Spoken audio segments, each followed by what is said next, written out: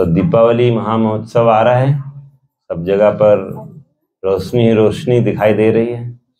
हाँ, तो जैसे हम अपने घरों में रोशनी फैला रहे हैं, बढ़ा रहे हैं, वैसे हमारे जीवन में रोशनी आ जाए तो कोई बात है। वरना हर बार तो रोशनी हमने कोशिश किया रोशनी बढ़ाने का, लेकिन आया नहीं जीवन में। अभी सब शांति थोड़ा सा रखेंगे, सब शांत होके एक बार बैठ जाएं, सब बैठ जाएं, सब भक्त लोग। अभी आधा घंटे थोड़ा सा बैठेंगे तो थोड़ा सा हम वास्तव में जो दीपावली के लिए अपने माइंड को, मूड को सेटअप कर सकते हैं। ठीक है, वरना सब रोशनी अंधेरे में चली जाएगी। हमारा माइंड में हमारा मूड सेटअप होना चाहिए प्रॉपर। ठीक है, उद्देश्य है कि सबका जो है दीपावली के इस पावन उत्सव पर हमारी जो चेतना है, मति है, भगवान राम के चरणों पर लगे। यही हमारा उद्देश्य है रामायण का, राम जो दीपावली महामहोत्सव का। तो किस तरह से भाव क्या होता है भगवान को, किस तरह से भक्त चाहते हैं भगवान के जीवन में आए, तो ये भाव है जो हम थोड़ा सा सुनेंगे। हरे कृष्णा कृष्णा कृष्णा हरे हरे, हरे राम राम राम हरे हरे। तो आप सब लोग तैयार हो जाइए त्रेता युग में जाने के लिए। भगवान राम की लीला क्या है, वो इटर्नल है, शाश्वत है। हर समय भगवान की लीलाएं चल रही होती हैं। भगवान अपने उस चिरधाम अयोध्या को इस संसार में प्रकट करा देते हैं। ठीक उसी तरह से, और एक्चुअली सिर्फ इस ब्रह्मांड में नहीं, भगवान के असंख्य ब्रह्मांड हैं, और हर असंख्य ब्रह्मांड में भगवान अपने उस दिव्य अयोध्या धाम की लीलाओं को प्रकाशित करते हैं। तो अभी 2024 में अयोध्या जो है राम मंदिर का उद्घाटन होने वाला है, भव्य, करोड़ों लोग आएंगे। तो हर तरह से तैयारी हो रही है कि हम जो है राम कॉन्शियस बने, राम की चेतना हमारे जीवन में आए, राम राज्य स्थापित हो। लेकिन एक राज्य तभी बनता है छोटे छोटे घरों में राम राज्य हो। ऐसे थोड़ी अचानक कोई राम राज्य आ जाएगा। छोटे छोटे घरों में जो भी हमारे घर हैं उनमें राम का राज्य होना चाहिए, तभी तो बड़ा राम राज्य बनेगा। ये थोड़ी कि कोई मोदी जी आके राम राज्य बना देंगे और आप घर में रावण राज्य चलाएं, ऐसा नहीं हो सकता। हर घर में राम का राज्य चलना चाहिए। तो हर घर में, जिस घर में आप अपना स्वयं राज्य चला रहे हैं, वो घर आपका राम राज्य नहीं हुआ फिर। जहां पर हम अपने हिसाब से अपना घर चलाना चाहते हैं, वो कहे राम राज्य नहीं हुआ। जहां पर प्रभु राम जो चाहते हैं उस हिसाब से घर चलेगा, वो राम राज्य। तो उसके लिए प्रभु राम क्या चाहते हैं जानना पड़ेगा। क्या चाहते हैं, चलिए जल्दी जल्दी हैंड रेस करिए, क्या चाहते हैं प्रभु राम? चेतना, प्रभु राम क्या चाहते हैं? माता जी बताइए, क्या चाहते हैं प्रभु राम? सब खुश रहे हैं, मतलब आपका अपना जिंदगी चलता रहे। प्रभु राम तो यही चाहिए, क्यों? प्रभु राम तो चाहते हैं कि हम खुश रहे, लेकिन प्रभु राम ये भी बताते हैं कैसे खुश रहें, वो जानना बहुत जरूरी है। प्रभु राम के बगैर हम खुश नहीं रहें, इस चीज को पहले समझिए। हम क्या चाहते हैं कि हमारा जीवन प्रभु राम के बिना सुखी रहे, कभी नहीं हो सकता। जैसे रावण माता सीता को चाहता था, राम को नहीं, तो क्या हुआ? उसका पतन हो गया। तो इसलिए हम दिवाली का सेलिब्रेशन अच्छे से कब कर सकते हैं? जब हम प्रभु राम को और सीता को साथ में उनका पूजा करते हैं। सीता मतलब क्या? भगवान की शक्ति। ये संसार भगवान की शक्ति है। ये सारा जो आप देख रहे हो ये संसार भगवान की एनर्जी है, भौतिक शक्ति। तो अगर आप इस संसार की संपदा को, इस संसार के कोई भी वस्तु विशेष को भोग करना चाहते हो, आनंद कर लेना चाहते हो, बिना भगवान के केंद्र में रखे, तो वो चेतना क्या है? रावण की चेतना है। तो इसीलिए राम राज्य की स्थापना करने का मतलब क्या है? हर विषय, हर जो भी आपके साथ जुड़ा हुआ वस्तु विशेष है, लोग हैं, वो सब भगवान के हैं और उनकी सेवा में अगर नियोजित करने की भावना है तो हम क्या कर रहे हैं? राम राज्य स्थापित कर रहे हैं। तो इसीलिए सुखी हम रहेंगे लेकिन भगवान के साथ ही, उनसे अलग कभी नहीं हो सकता।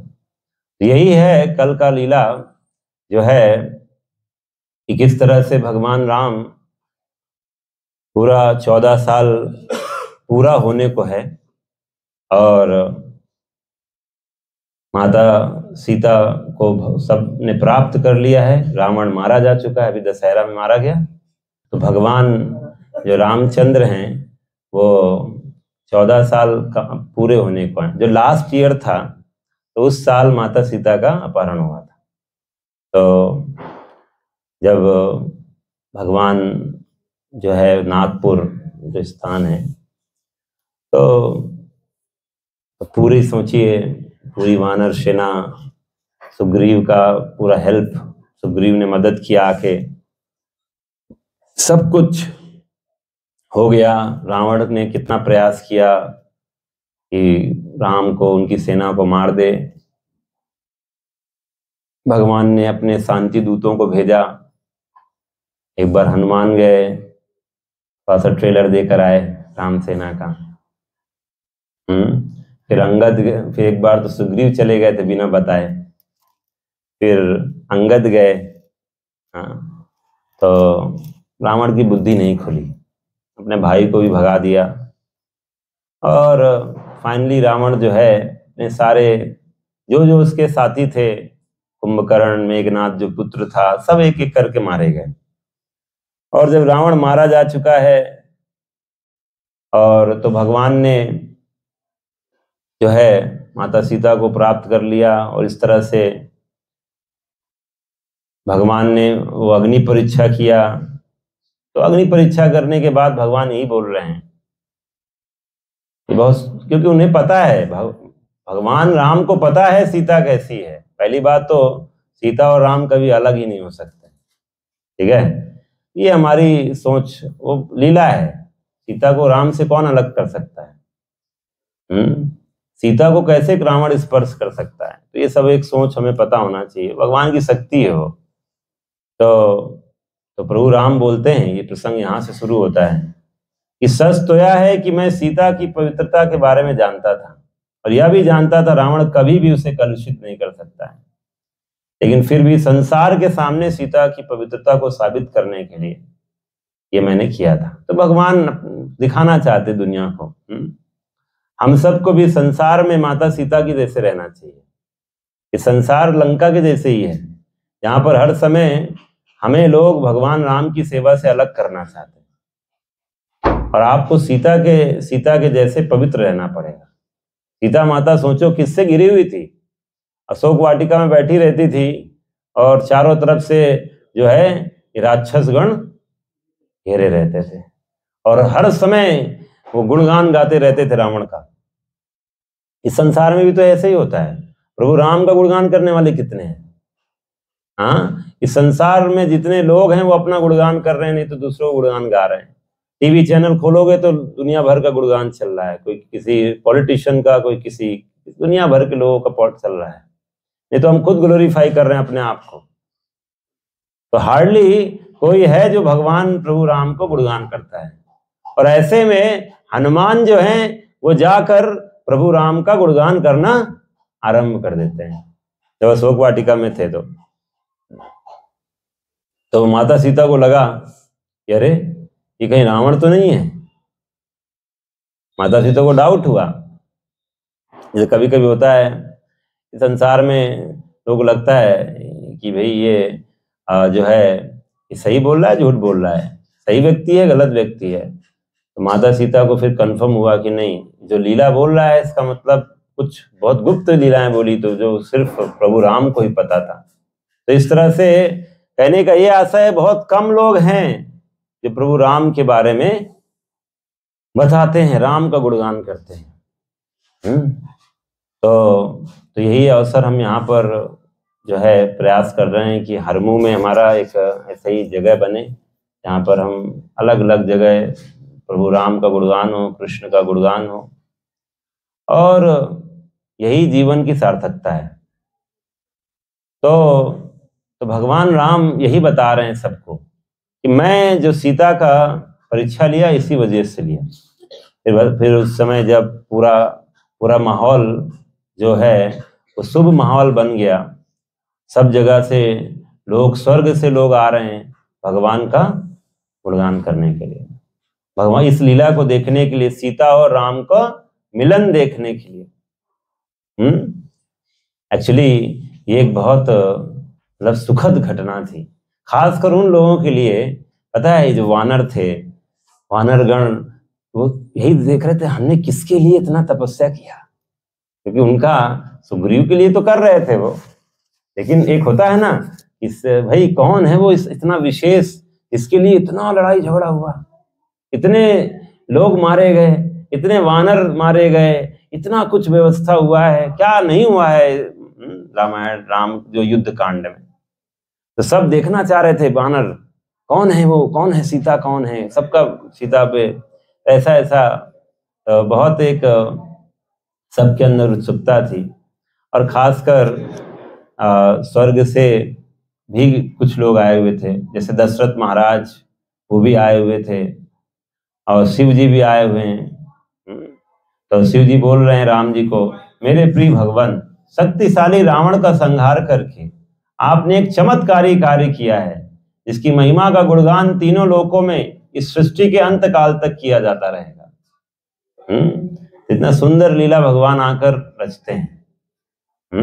भगवान लीला इसीलिए करते हैं ताकि हम सब लोग उस लीला को श्रवण करें, अपने हृदय को शुद्ध करें। लेकिन हम सुनते रहते हैं सुबह से शाम तक, टीवी, न्यूज चैनल, ये दुनिया भर का अनसन बातें हम सुनते रहते हैं। शुद्धता नहीं आएगा घर में, आपके सुख नहीं आएगा, पवित्रता नहीं आएगा। आपको यही सब सुनना चाहिए। तो इसीलिए भगवान इतनी सुंदर लीलाएं करते हैं। तो वही शिव जी बता रहे हैं, एक अंत, सृष्टि के अंत काल तक, मतलब राम की लीला, बहुत लोग सोचता है कि हम राम के अस्तित्व को खत्म कर देंगे या राम की लीला को खत्म कर देंगे, कुछ ऐसा करेंगे कि कोई राम की लीला ना सुने, कृष्ण लीला ना सुने। ऐसा कभी हो ही नहीं सकता है। राम की लीला सृष्टि के अंत काल तक चलेगी, और फिर सृष्टि आरंभ होगी, फिर प्रभु राम आएंगे, फिर से उनकी लीला चलती रहेगी, कभी भगवान राम की लीला रुकेगी नहीं। तो फिर शिव जी ने संकेत किया ऊपर की तरफ, बोला इंद्रलोक के लोग निवासी भी आए हुए हैं और आपके पिता दशरथ भी आए हुए हैं। तो राम और लक्ष्मण ने अपने पिता के सामने शीश झुकाकर प्रणाम किया और बोले कि मुझे स्वर्ग में भी आनंद नहीं आ रहा था, मैं इस दिन की कब से प्रतीक्षा कर रहा था कि कब राम और सीता का मिलन हो, कब सीता वापस आए। तो और मुझे मतलब 14 साल ये जो वनवास का मैंने प्रस्ताव रखा था, ये मेरे हृदय में सूल के समान गड़ी हुई है, अब जाकर निकला है, ऐसा उनके मन में भाव था। मैं कब से देखना चाह रहा हूं कि तुम वापस आओ, भरत से मिलो, तुम्हारा राज्याभिषेक सब मैं देखना चाहता हूं। तो मुझे पता है कि तुम ही परमेश्वर विष्णु हो, तुमने इस पृथ्वी पर रावण का संहार करने के उद्देश्य से अवतार लिया है। तो दशरथ महाराज, राम बोले अपने पिता से, तो मैं आपसे एक चीज मांगना चाहता हूं, आपको संतुष्टि मिल गया, क्या मांगना चाहते हैं? हाँ, कोई हाथ उठाए, क्या प्रभु राम क्या मांगेंगे अपने पिता से? कोई बताएगा क्या मांगेंगे? कोई गेस? हाँ, क्या मांगेंगे? बच्चे इधर गेस करें कुछ। राम क्या मांगेंगे अपने पिता से? कोई गेस करो, कोई ऐसे थोड़ी है कि तुम्हें आज प्रसाद नहीं मिलेगा। हाँ, अरे क्या बात है, बोली हरि बोल। तो यही बोलते हैं, अब आपको आपका ही प्रसाद मुबारक है।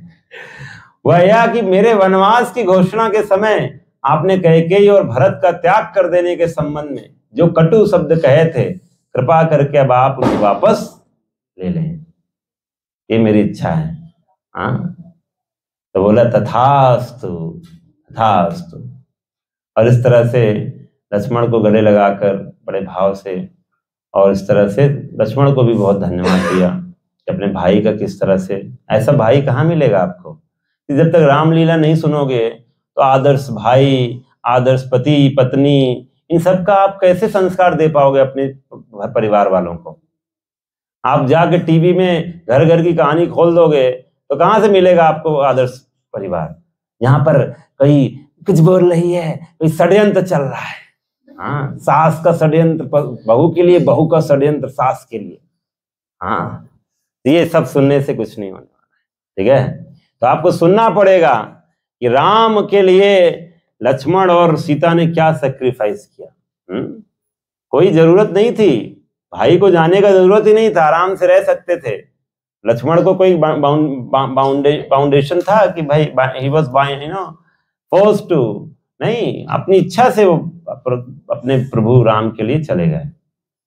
तो दशरथ सीता से बोले कि दया करके राम द्वारा तुम्हारी पवित्रता की परीक्षा लेने के लिए राम के प्रति मन में कोई द्वेष मत रखना। तुम अपने निष्कलंक चरित्र और धर्म पारायण आचरण के कारण इतिहास में सर्वाधिक गरिमा में स्त्री के रूप में स्थान अर्जित करोगी। माता सीता के, तो ये हमेशा रहा है। तो अब दशरथ महाराज चले गए, कहां पर, स्वर्ग वापस चले गए। और इंद्रदेव जो हैं वो हाथ जोड़कर खड़े हुए हैं, प्रणाम कर रहे हैं। बोले मेरा दर्शन भी व्यर्थ नहीं जाता है। तो ये होता है ना फॉर्मेलिटी, मान लीजिए कोई आता है तो कुछ भेंट तो करना होगा। वैसे देखा जाए तो जितने भी 33 करोड़ देवी देवता हैं, भगवान की आदेश में वो सब सेवा कर रहे हैं अपने अपने डिपार्टमेंट में। कोई भी भगवान से स्वतंत्र नहीं है। लेकिन फिर भी आप जैसे होता है ना, कभी कभी कोई आता है तो उसका तो बोलते हैं आप मेरे, फॉर्मेलिटी है। देव दर्शन अगर किया तो कभी वो व्यर्थ, तो गलती से आपको कोई देवता दर्शन हो जाए तो वो तो कुछ दे के ही जाएगा। तो बोला क्या मांगो बताओ, मतलब मांगा मुझसे आप कुछ मांगेंगे। तो राम बहुत प्रसन्न हुए, बोला अच्छा। बोला आप क्या मांगेंगे, हाथ उठाइए। राम जी क्या मांगे होंगे इंद्र से। इधर अभी माताएं बोले, प्रभु तो एक आंसर दे दिए, क्या मांगे होंगे राम, क्या मांगे होंगे। चैट में भी लिख सकते हैं जूम भक्त, क्या मांगे होंगे राम। निद्रा क्या मांगे होंगे बता भाई। हाँ, तो कोई गेस किया है, लग रहा है कुछ लोगों ने।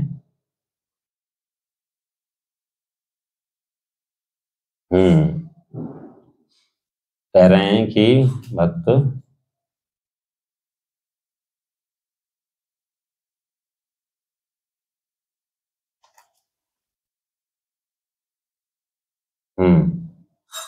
कोई गेस नहीं हो पा रहा है।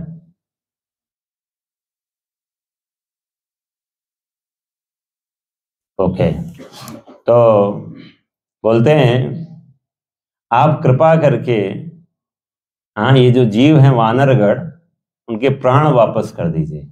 काफी वानर मर गए थे ना, उनका बोला उनका जीवन वापस कर दीजिए। हाँ, तो इंद्रदेव और क्या बोला, क्योंकि इन्होंने मेरे लिए अपने प्राण त्याग कर दिए। अरे गाजर मूली की तरह खा रहे थे वो लोग। कुंभकर्ण मतलब वो खा रहा था ना जब इनको, तो कुंभकर्ण के नाक से निकल जा रहे थे कुछ लोग। हाँ, होता ना, कुछ तो अंदर जा रहे थे, कुछ नाक से बाहर आ गए, इतना कुछ कान से बाहर आ गए। इतना बड़ा शरीर था भाई कुंभकर्ण का। तो ये लोग भी कम नहीं थे, वानर भी कम नहीं थे, बट ये भी कम नहीं थे। तो बोला इन्होंने मेरे लिए अपने प्राण त्याग दिए। इसके अतिरिक्त तो पहला इनके सबके प्राण वापस कर दीजिए। दूसरा क्या मांगा होगा। हाँ, बोलते हैं इन सभी पराक्रमी योद्धाओं के आवास स्थल के पास 12 महीना वृक्षों के फलों से लदा रहने का वरदान दें। ये जहां भी रहेंगे। हाँ, अब बानर को क्या बेडरूम चाहिए, किचन चाहिए, उसको बस पेड़ चाहिए जहां पर फल हर समय लदा लद पूरा रहे, हमेशा रहे। तो इंद्र ने बोला बहुत मुश्किल वरदान है, लेकिन फिर भी मैं आपकी प्रसन्नता के लिए वरदान देता हूं। और तुरंत खटाखट जो वानर थे सब धरती में खड़े हो गए, घाव पूरी तरह भर गए। हाँ, उनको ऐसा लगा मानो में हम सब घोर निद्रा से जागे और उनके प्राण वापस आ गए। तो इस तरह से इंद्र और सारे देवतागण वापस अपने अपने स्थान स्वर्ग में चले गए। राम और सभी वानर रात व्यतीत किया, और इस तरह से आगे बताते हैं कि रिक्वेस्ट किया विभीषण ने, आप यहीं पर रुकें, कुछ समय मुझे स्वागत अपना सत्कार करने का अवसर दें। और भगवान ने बोला, क्योंकि विभीषण को बोला कि मैं रुक नहीं सकता हूं, क्योंकि उधर भरत जो है वो तुरंत जो है वो 14 साल पूरा होने को है, और भरत जो है वो तुरंत उसने प्रतिज्ञा लिया है कि मैं अगर 14 साल से एक दिन भी लेट कर दिया तो वो आग में अपने आप को स्वाहा कर लेगा। तो इसलिए मुझे तुरंत निकलना होगा, कुछ व्यवस्था करो, तुरंत निकलना है। तो कौन सी व्यवस्था हुई? पुष्पक विमान। तो पुष्पक विमान को बुलाया गया फटाफट। विभीषण लेकर आ गए कि पुष्पक विमान रावण था तो कुबेर अपने भाई से छीन कर ले आया था। रावण तो रावण है भाई। तो इसको बनाया किसने था?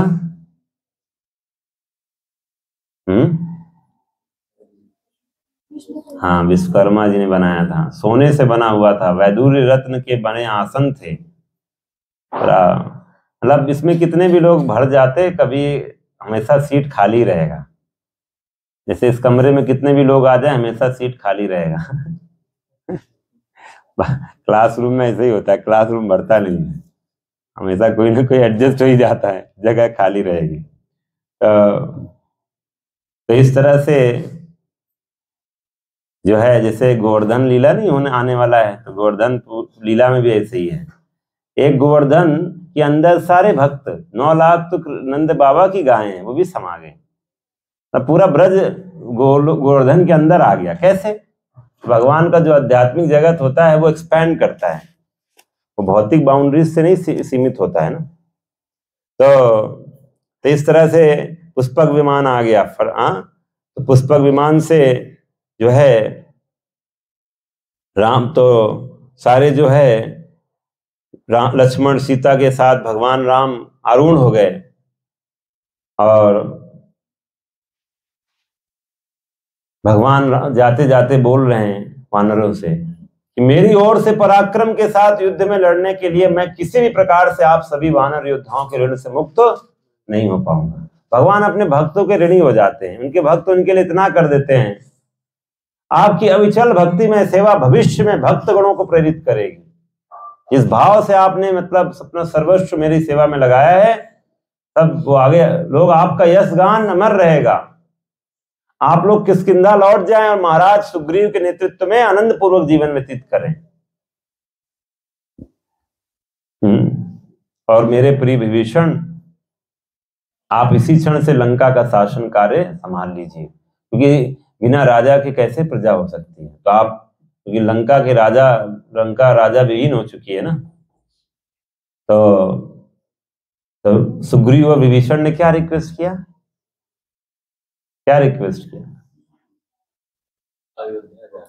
हाँ, तो हम जो है हम देखना चाहते हैं आपका राज्याभिषेक।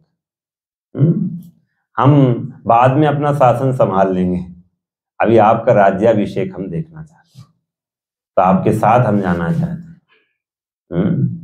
एक भक्त की हमेशा ये अभिलाषा रहती है भगवान की सत्ता स्थापित हो, भगवान को जहां पर गुणगान हो रहा है, भगवान को जहां पर महानता सिद्ध हो रही, वो वही देखना चाहता है। तो भगवान राज्याभिषेक होना, राम का मतलब हाँ, राम का राज्य स्थापित होने वाला है। भगवान राम ने कितना 11,000 साल 11,000 साल लगभग शासन किया था ना, तो बहुत लंबा शासन था। तो त्रेता युग के हिसाब से तो इतना नहीं, बट बहुत था। तो सब राम ने उत्तर दिया, ठीक है आ जाओ, ज्वाइन करो, आ जाओ। सब लोग फटाफट आ गए। और तो उसमें वानर गण, भालू गण, राक्षस गण सब पुष्पक विमान की उड़ान का आनंद ले रहे हैं।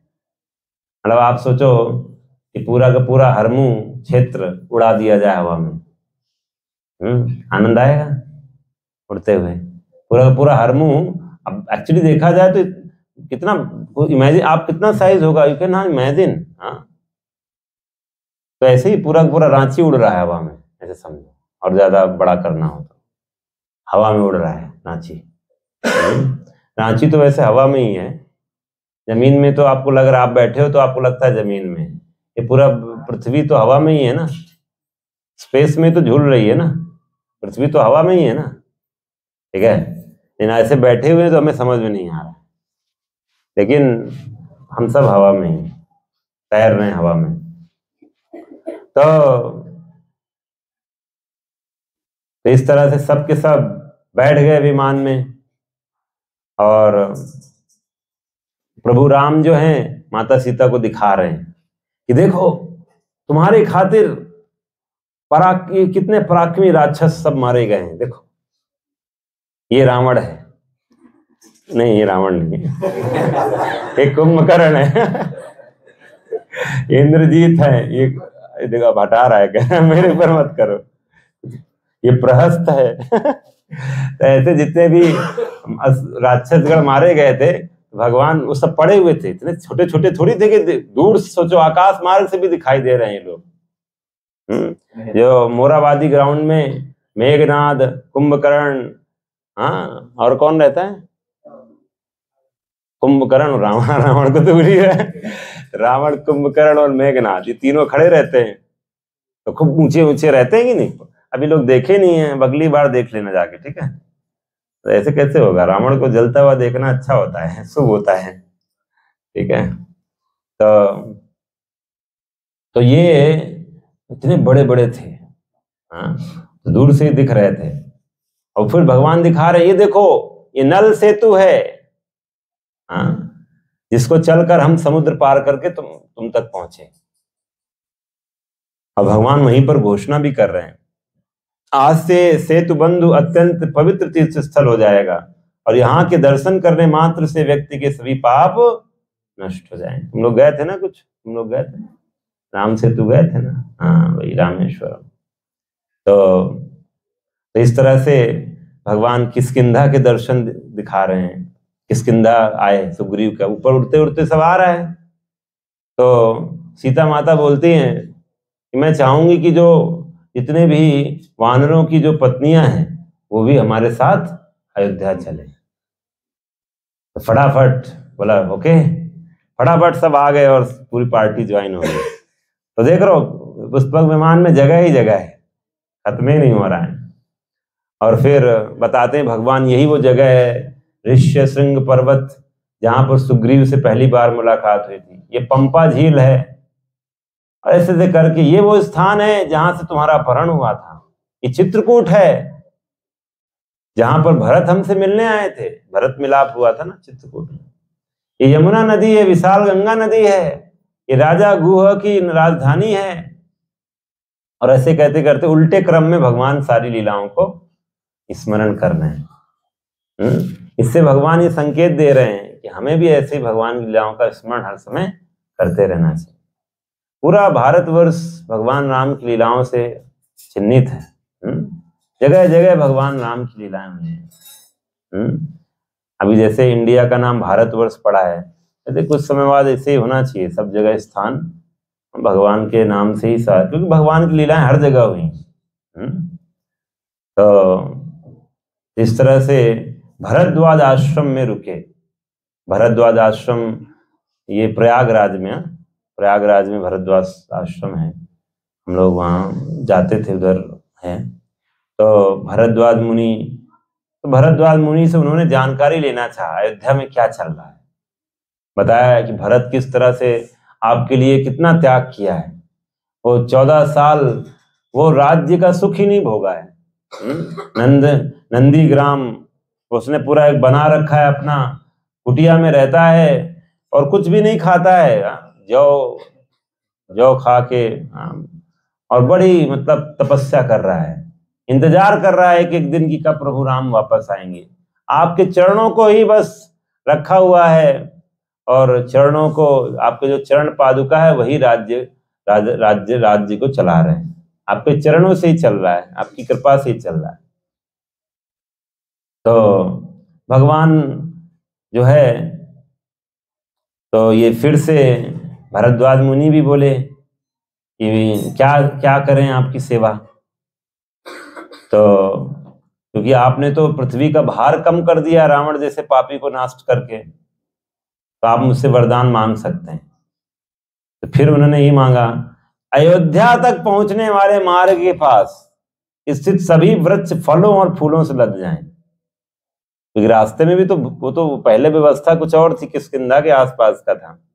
अभी राक्षसों मतलब रास्ते का भी तो व्यवस्था होना चाहिए ना, बोला क्या है, ट्रेवलिंग फूड, रास्ते का भी होना चाहिए। इन वृक्षों से अमृत के समान सुगंध वाली शहद की धारा प्रवाहित हो जाए। तो ऐसा उन्होंने बोला, तो ऐसा हो गया। सारे जो वानर थे आनंदित होके विमान से कूद पड़े छक्कर आनंद उठाने लग गए। राम सदैव यही सोचता करते थे कि इन वानरों का निस्वार्थ सेवा का उपकार कैसे चुकाएं। जब हम भगवान की सेवा करते, भगवान भी सोचते मैं कैसे अपने भक्त की सेवा करूं, कंपटीशन चलता है।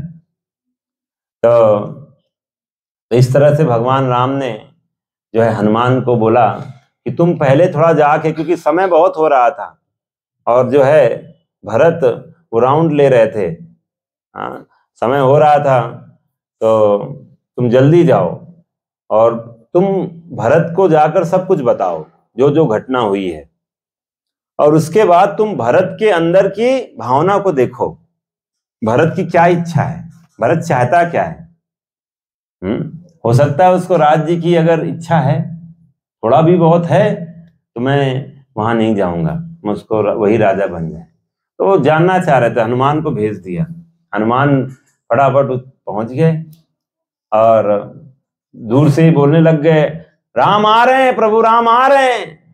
तो देख रहे हैं इधर से कहां से आवाज आ रही, फिर कूदे, तो राम आ रहे हैं। तो ये कह वानर कौन आ गया इधर। तो उनको पूछा, तुम सबको भी दिखाई दे रहे हैं क्या? उनको लगा शायद भाई भूख वूख में कुछ हो रहा होगा, दिखाई दे रहा। राम बानर ही बोल रहा है कि राम आ रहे हैं। विश्वास नहीं कर रहे थे, अपना घूमे जा रहे हैं। 7 राउंड लेने थे, 1 राउंड 2 राउंड कर रहे हैं अग्नि के चारों तरफ। बोला नहीं प्रभु राम आ रहे हैं। सब पूरा लीला सुनाने लग गए उनको, कैसा ऐसा मैं उनका सेवक हूं। सब बताया ऐसे प्रभु राम अपना जीवन जी रहे हैं, सब कुछ बताया। तो इस तरह से उनको विश्वास हो गया और फिर दूर से दिखा भी रहे हैं कि वो देखो पुष्पक विमान आ रहा है।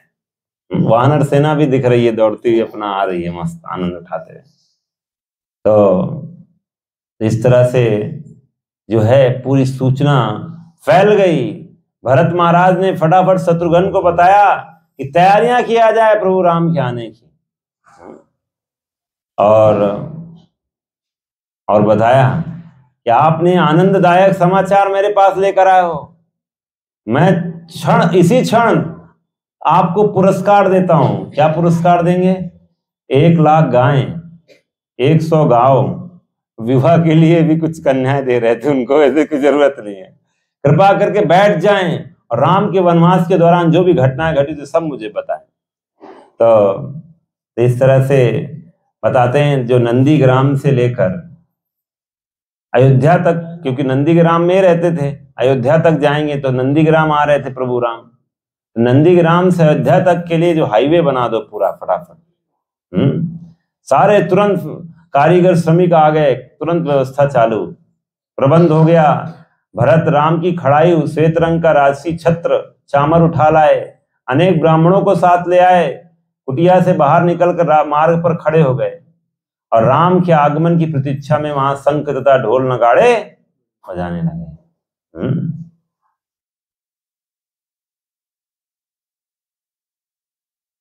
तो इस तरह से गुणगान होने लगा। ये पटाखे छूट रहे हैं ना, वैसे वहां भी हो रहा था। ये है रियल सेलिब्रेशन। राम कथा के साथ पटाखे छूटे तो बात अलग है। हाँ, तो कहते हैं दावानल की भांति, जैसे आग जंगल में लग जाती है ना, तो वैसे ही क्या खबर है कि राम प्रभु राम वापस आ रहे हैं। कौन आ रहा है? राम वापस आ रहे हैं, प्रभु राम वापस आ रहे हैं। और इस तरह से दूर से दिखाई दे रहे हैं, सब बोले वो रहे श्री राम, वो रहे। हनुमान बोल रहे हैं आकाश मार्ग में। और इस तरह से जो है रथ नीचे आया तो भरत दौड़ के जाके रथ में चढ़ गए और प्रणाम किया अपने भाई राम को, और राम ने आलिंगन कर लिया। और ये बोले सुग्रीव है। सुग्रीव को बोलते हैं कि लीला तो सुनी ली थी, सुग्रीव है। बोला सुग्रीव आप हमारे 5वें भाई हैं। हाँ, सुग्रीव ने इतना मदद किया था। और माता कौशल्या, प्रभु राम जो है माता कौशल्या के चरणों को पकड़ा। एक सुमित्रा कैकेयी वशिष्ठ का अभिनंदन किया, सबको नमस्कार किया।